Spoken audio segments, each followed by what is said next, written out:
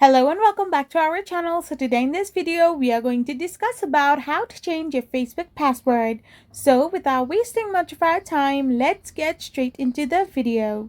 So to do this, all you gotta do is simply tap open your Facebook.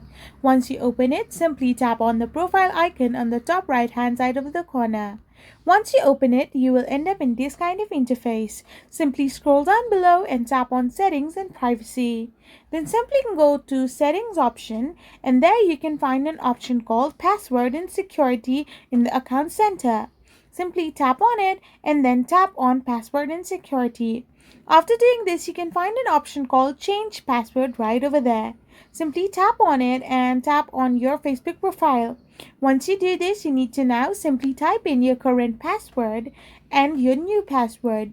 Once you have set a new password, you need to retype the new password again for further confirmation.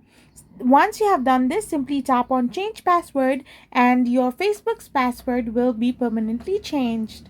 I hope you found this video helpful, so don't forget to hit that subscribe button and do give us a thumbs up.